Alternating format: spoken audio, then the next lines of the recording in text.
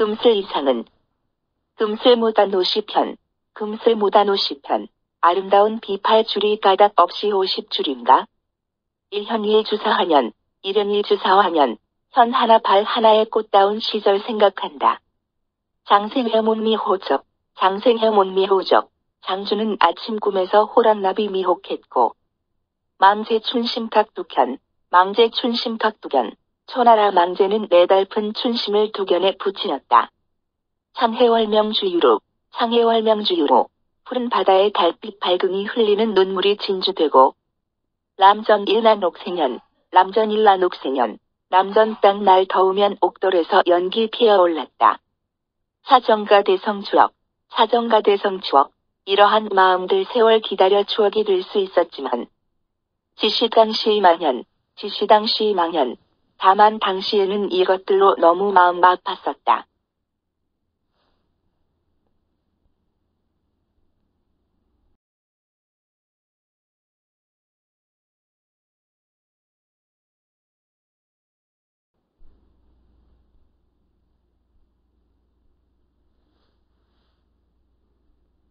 감상일 5세조 1. 이구를 보자.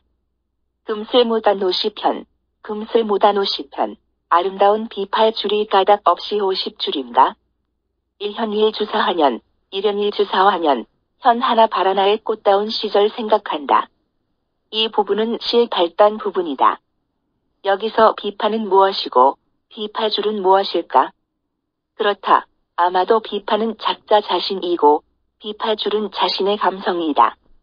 작가는 인생을 느끼는 다양한 감성 코드를 갖고 있는 것이다.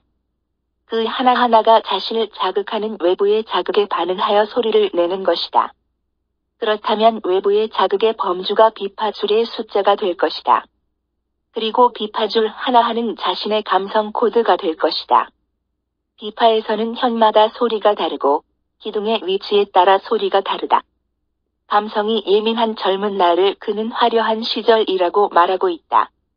그리고 자신은 화려한 꽃무늬 장식을 한 비단처럼 꽃무늬 장식을 한 좋은 소리를 내는 비파로 표현한다. 이러한 점은 그 자신이 훌륭한 시인임을 자부하고 있다고 볼 수 있다. 자신은 인생을 느끼고 또 느낀 대로 노래하는 좋은 악기로 비유하고 있는 것이다. 그는 특히 젊은 시절 감정의 폭풍을 경험한 것 같다. 그래서 그는 이구에서 현 하나 발 하나의 젊은 시절이 생각난다고 말하고 있다. 여기서는 자신은 젊은 시절 많은 감정의 폭풍을 경험하고 그러한 것을 모두 시로 옮겼음을 말함으로써 시를 시작하고 있다.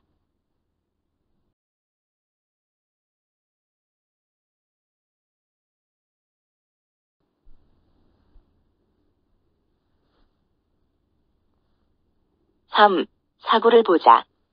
장생회몬미호적, 장주는 아침 꿈에서 호랑나비가 되어 미혹했고, 망제춘심탁두견, 망제는 애달픈 춘심을 두견에 붙였다.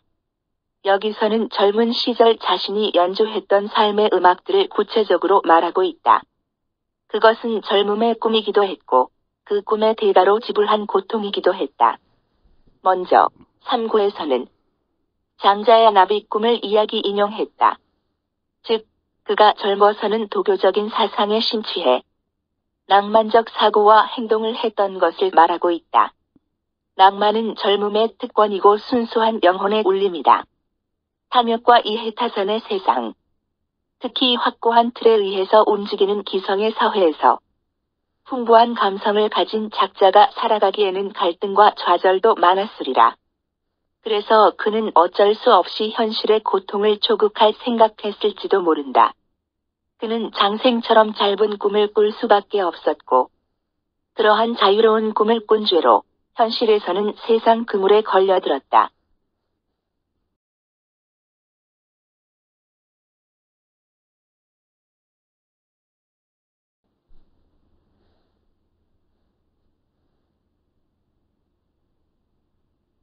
다음으로 4구에서는 촉나라 망제가 신하의 부인과 사랑에 빠져 도견새가 된 전설을 인용했다. 여기서 망제의 춘심이란 초나라 망제가 부하의 아내를 사랑한 사련을 말한다. 황제의 처지에서 부하의 아내와 사랑에 빠진 연애 사건은 하나의 사연이기는 하지만 인간의 마음속에 숨어있는 내역일 수 있다. 황제는 자신의 일이 밝혀짐으로써 부끄러워 차라리 새가 되어 자신의 다하지 못한 사랑을 노래하게 되었다는 이야기다. 순수한 사랑을 버리지 못하는 인간의 복합 감정을 보여주고 있다. 이 사실은 이상은의 전기적 사실이 밑받침이 되고 있다. 당시 사회에서는 더욱 어려웠을 선택을 했다. 현실의 불리한 처지에서도 순수한 사랑을 선택하는 낭만적 행동을 보인다. 그는 반대당의 여자를 아내로 선택했다. 이로 인하여 자기의 단인들의 의혹과 냉소 속에 불우한 생애를 보냈다. 작가는 초나라 망제를 자신의 젊은 시절과 동일시함을 이해할 수 있을 것이다. 궁극적으로 작가는 사랑 때문에 피를 토해 우는 독연새로서 자신의 처지를 표현하고 있다.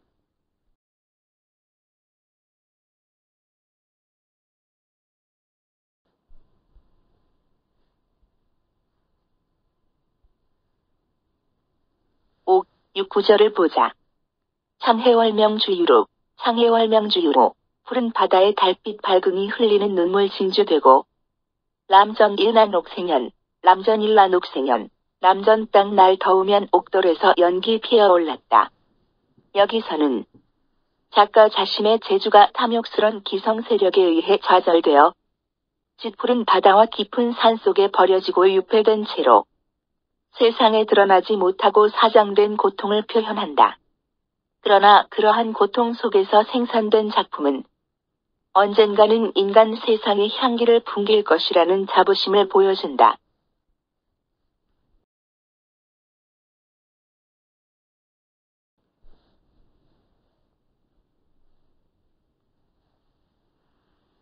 오구에서는 달 밝은 밤에 더욱 외로워 눈물 흘리는 바다 속 인어의 전설을 인용했다. 이상은의 현실은 사실 바닷속 생활이었다. 현실에서 불리한 사람을 선택함으로써 정치의 일선에서 밀려나 불우하게 산 그는 깊은 물 속에 사는 외로운 인어와 같은 처지였다. 짙푸른 바다 속 인어가 달이 밝으면 더욱 외로워져 눈물을 흘리고 그 눈물이 너무나 맑고 순수하고 또 눈물을 흘리는 세월이 너무나 많아서 그것이 쌓이고 쌓여서 하나의 영롱한 결정체, 즉 진주가 되었다는 전설이다. 그러나 그가 사랑을 위해서 흘리는 남모르는 눈물은 순수한 것이고 아름다운 것이었다. 그래서 그는 자신의 눈물이 진주가 되었다고 생각하고 있었다. 즉 자신의 주옥 같은 작품으로 승화되었다는 자부심을 나타내고 있다.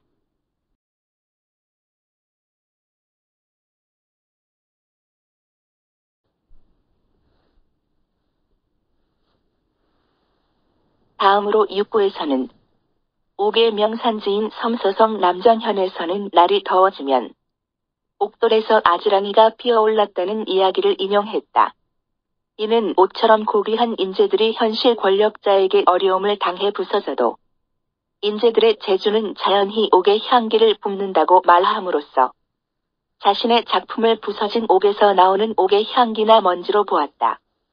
현실의 고통과 갈등 속에서 생산되어 세상에 나온 자신의 작품이 봄날의 아지랑이처럼 세상에 아름답게 피어오를 것이라고 보는 것이다. 역시 자신의 현실의 고난과 핍박에서 생산된 자신의 작품에 대하여 장래의 향기를 풍기리라는 자부심을 보여준다.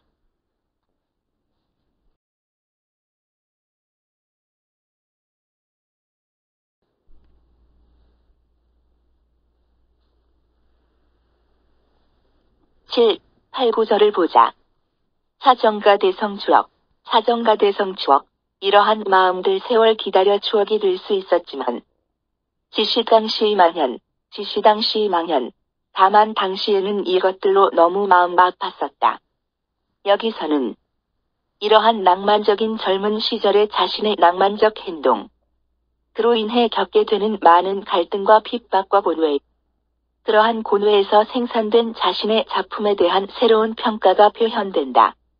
먼저 7, 9절에서 곧 이러한 시절의 섬세한 낭만적 감정이 오랜 인생을 겪어오면서 하나의 가치 있는 추억이 될 수 있었다. 그것은 그러한 좌절과 고통의 기간 중에 분비된 자신의 시가 오랜 세월을 지나는 동안 더할 수 없이 가치 있는 것이 되었다는 판단이다. 지나온 자기 인생에 대한 새로운 가치인식과 평가는 인생에 대한 종합적 달관에서 가능했다. 어쩌면 늙은이에게서는 결코 기대할 수 없는 순수한 인간만이 경험하고 생산할 수 있는 값진 것이 되었다는 것이다. 현실의 삶에만 급급한 평범한 사람에게서는 꿈도 꿀 수 없는 것이다.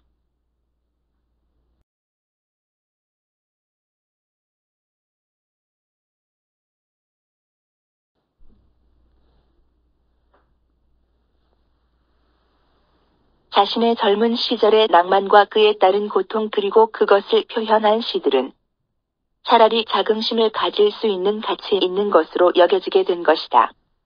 그러나 자신의 낭만적 행위에 대해 무관심하거나 이상하게만 여기는 평범한 사람이나 자신을 핍박하던 악착 같은 사람들이 평생을 누리고 붙잡은 것의 결과는 늙어 빠진 몸과 곧 다칠지도 모른다는 죽음의 그림자에 대한 두려움만 보인다.